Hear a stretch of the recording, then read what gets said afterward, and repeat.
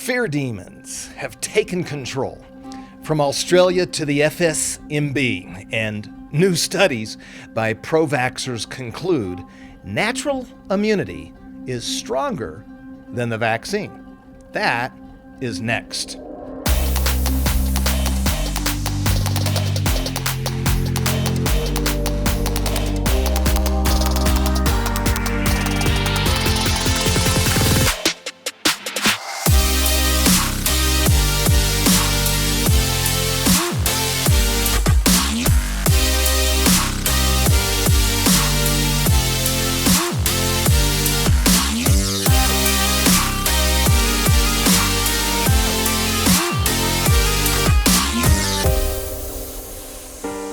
Hey, welcome back to the Farah Show Culture Shift. Today, we glance at Australia's heavy hand and the U.S. state's medical licensing board's aggressive attempt to shut up all scientific dialogue that's not consensus-driven.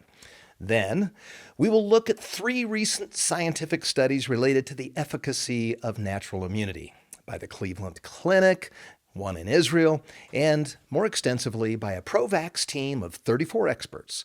The conclusion that can be drawn from all 3 of these studies is clear. If you've had COVID and you've recovered, you have in you a powerful immunity. First, things are just out of control in Australia. I mean, there was a huge group of kids, not a huge group, there was a group of kids playing soccer. They looked up to find that they were being circled overhead by a blue and white helicopter, and the COVID police were on their loudspeaker yelling down at the kids to go home, quit playing soccer. So the video footage shows one of the Aussie kids looking up and yelling, "What the?" Not blank, but you get the idea. And the man in the helicopter was warning him that the local police would find him and issue him a fine if he didn't go home right now.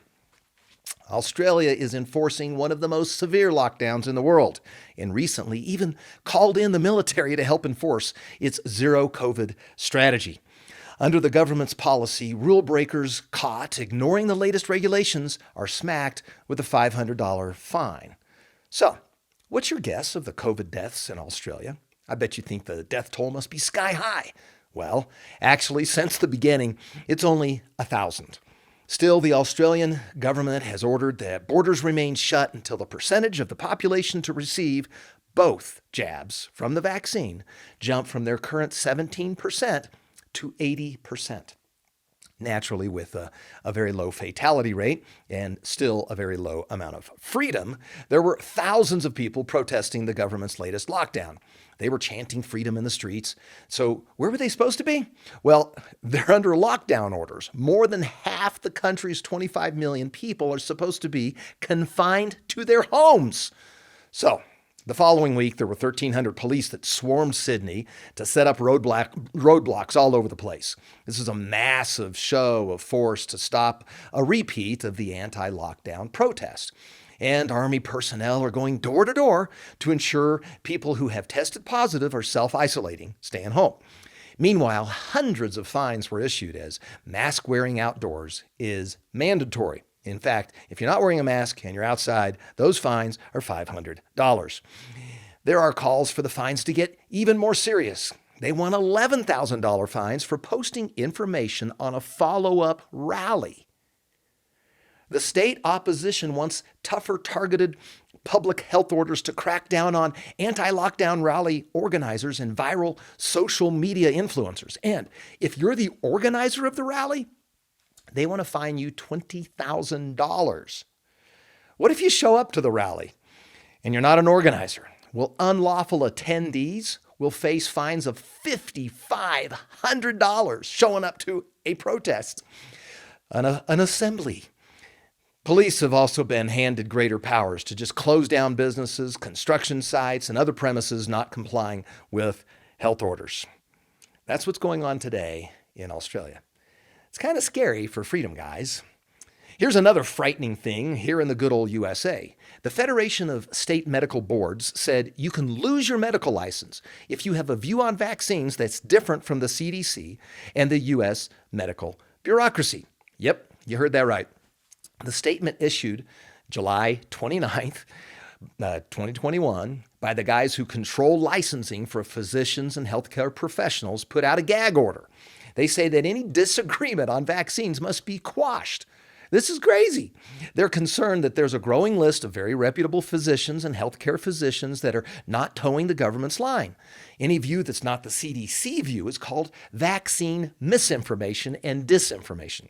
So they want to shut honest and concerned medical professionals down.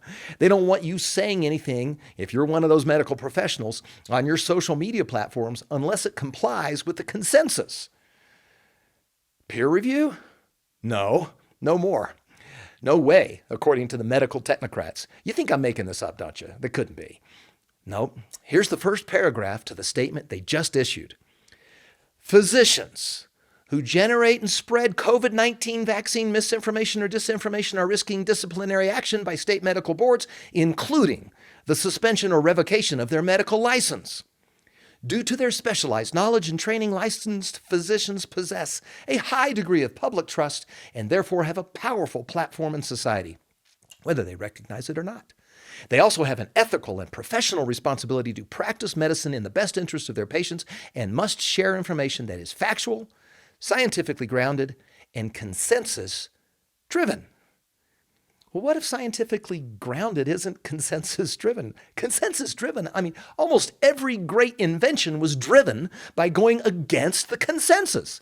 Even Apple, who is helping the FSMB enforce this crazy new controlling policy, owes its very own success to going against the consensus or the prevailing view. The earth is not flat, but that used to be the consensus. You remember Galileo? He lived from 1564 to 1642. You know, the father of modern science, the guy who figured out observational astronomy, the father of the scientific method, the father of modern physics. He did not believe in the prevailing view. He was in direct opposition to the consensus. The consensus was wrong. He helped change the world. Yet the consensus attacked him, accused him of absurdity and heresy. The authority at the time, I guess the equivalent of the FSMB, put him under house arrest. So are you really willing to risk all sense of credibility, FSMB? What about the Cleveland Clinic study? It's one of the most prestigious medical facilities in the world. So co-authored by 5 respected infectious diseases and quantitative health scientists, the methodology and the validation process they used satisfies really the highest standards of science. The purpose of their study was clear: to evaluate the necessity of COVID-19 vaccination in persons previously infected with it, and to encourage less fortunate countries to be given higher priority on the vaccine. These are pro-vax professionals.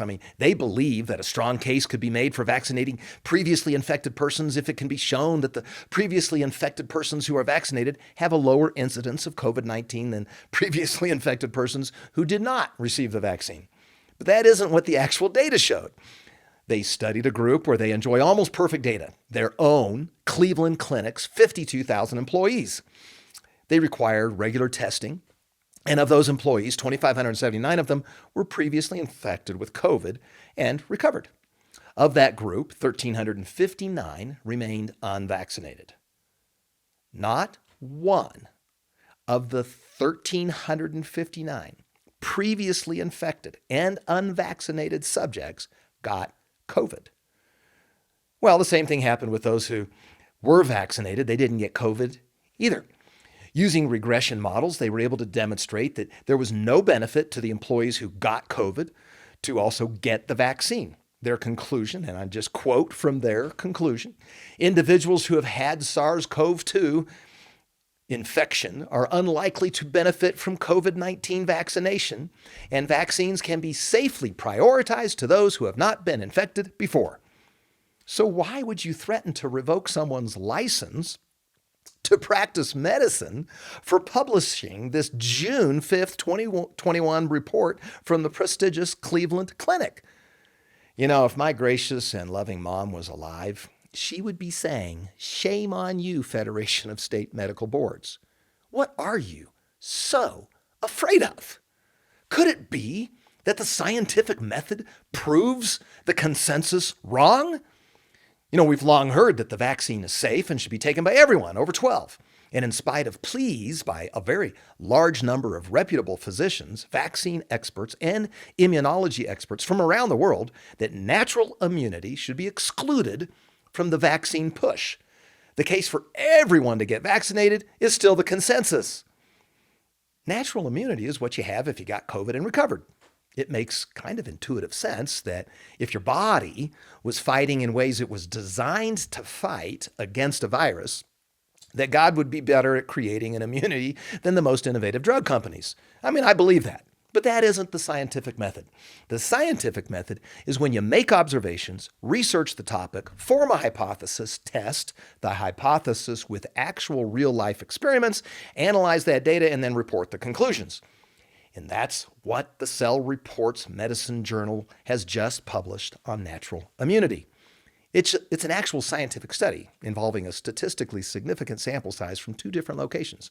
And it concludes that natural immunity is even better than the vaccine and probably longer lasting, and that the next generation of the vaccine should learn from natural immunity.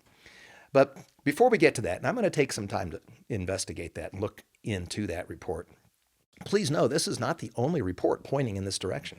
There's a growing number from around the world, including one just published in Israel.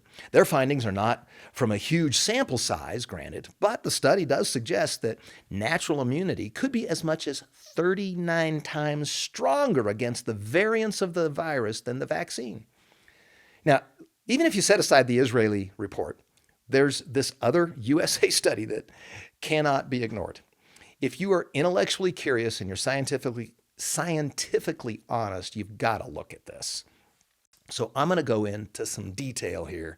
So hang with me, because some of us don't like all that detail, but it's important to reflect for you enough of this study, enough of the content of it, that you can see that this is a legit study. I mean, altogether, we have 34 pro-vaccine infectious disease and vaccine experts, and they teamed up to perform this long-term study on the efficacy of natural immunity. And they just published the results in the Cell Reports Medicine Journal. The bottom line is really good news. This should be trumpeted from everywhere. If you got COVID, you don't really gain any benefit from the vaccine, and you very likely have a better immunity than the vaccine in your body right now.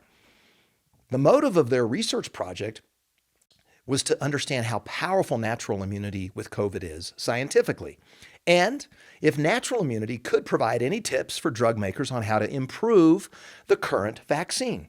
They aren't trying to prove that the vaccine's ineffective at all. They just want to know about natural immunity and whether there's any improvements, any upgrades.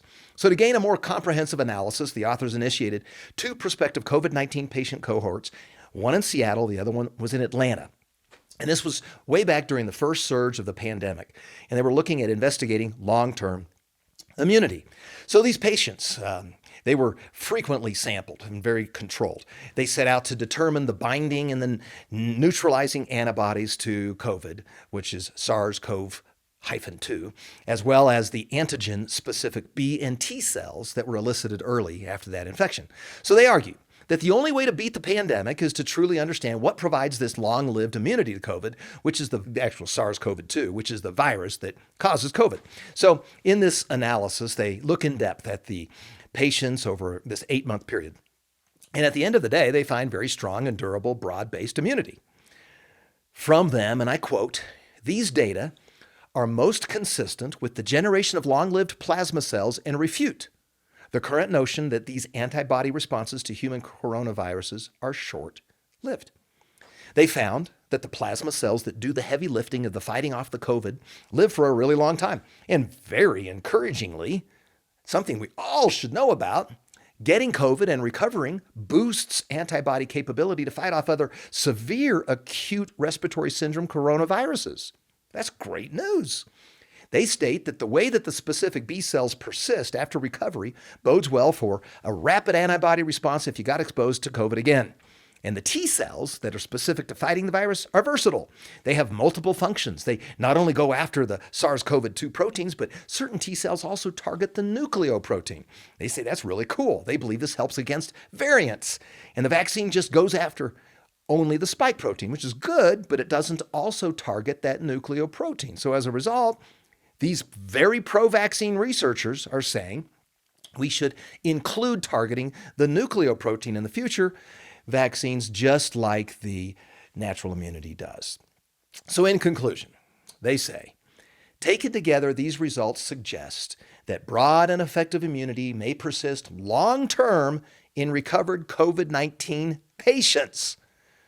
I mean, really, there's nothing more to say, but there is a little more detail on their study, and I'm going to give that to us just to show how comprehensive this report actually was. So in their report, we find figure 1, and here you'll see measurements for antibody responses. These are plotted over days since the symptom onset. And they define their specificities and quantify how well they can respond to other coronaviruses and further analyze the durability of these immune parameters. And then there's this figure 2. And it shows that there was no significant decline in immunity across the board. That's really good news. It includes COVID, but also alpha coronaviruses and the beta coronaviruses. In other words, if you had COVID and recovered from it, you're likely to be able to fight off the COVID variants and some of the other common stuff. Figure 3 shows these neutralizing antibody responses to COVID has capability, even when it's diluted, to build immunity. Figure 4, and again, if you're watching on the video, you can see all these. And if you're just listening on the podcast, you just kind of have to listen, but it's just a whole bunch of stuff on a graph. Figure 4 shows analysis of the specific B cells that were gaining a memory. So how long is the memory that these B cells have to fight off the bad virus? Well, at least 8 months and counting. The graph shows no sign of the B cells slowing down in their ability to fight off the virus. They quote, "The durable antibody responses in the COVID-19 recovery period are further substantiated by the ongoing rise in both the spike and the RBD memory B cell responses." So that's figure 4. Figure 5 shows analysis of one type of T cells building a memory or knowledge set on how to fight off the bad viruses. These spike and they decline slightly to a plateau, but the plateau is still above a level that's needed to remember how to fight against the recurrence of COVID. Figure 6 shows analysis of another type of T cells and how long their memory is to fight off the bad virus. Similar results here. The T cells were going bananas at the beginning to fight off COVID, and then they kind of level off to this plateau, but the antibodies are still at a high level and able to fight against a recurrence of COVID. Figure 7 shows the correlation between specific immune responses and independent variables, and the results are in. The most important B and T cell capability to fight off a COVID recurrence remained strong. People, we have to be honest about immune memory. This study is an honest look at how natural immunity against COVID will last. These are pro-vax doctors with specialties in vaccines and infectious diseases. The question was straightforward. After you suffered through COVID and recovered, was it sufficient to prevent a new infection from the same disease and its variants? It was an in-depth analysis. It drew from a statistically large sample for this type of study. And the results are compelling. The patients built durable antibodies, B cells and T cells to fight off COVID. And here's one final figure for you from their study. It's really a graphical abstract of the entire study in one figure. It shows strong response for both memory cells and antibodies. And the way the antibodies reacted to the virus, so the speed at which it rose up to fight off and the bad guys, and even after kind of chilling out to a plateau level, it just suggests that those who had COVID and recovered have long life plasma cells. In other words, durable antibody responses. The immune memory of B cells actually got stronger with time. And both types of T cells had an immune memory that rose up during its powerful fight against COVID and then plateaued. But the memory was still strong enough to fight off COVID at 8 months. The process they call kinetics shows that neutralizing antibodies are long-lasting. And here's another interesting finding of the study. There is a remarkably stable antibody response among the pre-pandemic and COVID-19 patients to the common human coronaviruses. What's this mean? Technically, in their words, the CD8 plus T cells exhibit a predominant effector memory phenotype. That means observable characteristics. And they do that early. And that transitions to those effector memory cells re-expressing and maintaining antiviral functions that have been shown to provide protective immunity against other viral pathogens. Okay, that is sort of technical, and it's really what they're saying is it just fights off common SARS. And maybe this will clear it up. Another quote from them: the immune response to natural infection is likely to provide some degree of protective immunity, even against SARS-CoV-2 variants, because the CD4 positive and the CD8 positive T cell epitopes, that's the part that's capable of stimulating an immune response, will likely be conserved. In other words, those T cells protect you against other viruses, not just COVID-19, but also COVID-19 variants. I mean, that's really good news for the 35 million who have had COVID and recovered. So their recommendation is there may be a broader strategy for vaccines targeting multiple beta coronaviruses. In other words, what they learned by studying natural immunity is that it can help make the current vaccine better. Here's a bottom line quote from them. Our study demonstrates the considerable immune heterogeneity in the generation of potentially protective response against SARS-CoV-2, and by focusing on the dynamics and maintenance of B and T cell memory responses, we were able to identify features of these early cellular responses that can forecast the durability of a potentially effective antibody response. So the study concludes by pointing to the continued threat of the pandemic. They're concerned that COVID's variants will remain a global problem if the current vaccine doesn't capture rapid antigenic variation. Otherwise, the variants will continue. So as such, they're saying to their peers, let's learn from natural immunity. In their actual words, our findings show that most COVID-19 patients induce a wide-ranging immune defense against SARS-CoV-2 infection, encompassing antibodies and memory B cells, recognizing both the RBD and other regions of the spike, broadly specific and polyfunctional, in other words, more than one function, more than one capability, CD4 positive T cells and polyfunctional CD8 T cells. So what do these guys recommend? Instead of going after just the spike protein, they should also target the nucleoprotein the same way your natural immunity already does. Here's their quote. Thus, vaccine induction of CD8 positive T cells to more conserved antigens such as the nucleocapsid, which is the nucleoprotein, rather than just to SARS-CoV-2 spike antigens, where they just go after the spike protein, may add benefit to more rapid containment of infection as SARS-CoV-2 variants overtake the prevailing strains. So there you have it. That's their quote. The pro-vax professionals are encouraging their peers to enhance the next rendition of the vaccine to catch up with natural immunity, what natural immunity already does. And natural immunity is better than the current vaccine.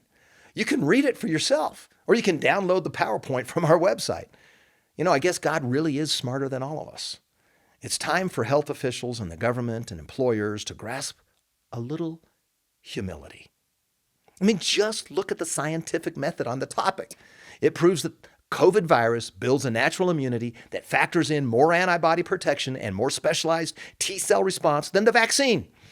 Health professionals should not be scolded for raising this important point to their patients. They should be free to advise their patients who have the natural immunity to be wise based on the scientific method. They should also be free to share that information broadly through their social media platforms. The world is not flat. The health professionals that make the case for natural immunity are not the enemy.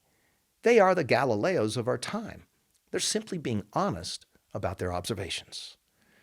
To your success, and trust me, that depends on your freedom. Hi, I'm David Farah. Thank you for listening to my dad's podcast, The Barry Farah Show, Culture Shift. Click subscribe now to be sure you don't miss an episode. Share this podcast with your friends on social media and give The Barry Farah Show your 5-star rating. Check out today's show notes below this episode and at thebarryfarahshow.com. This podcast is also available in video format at The Barry Farah Show on YouTube. See you next time.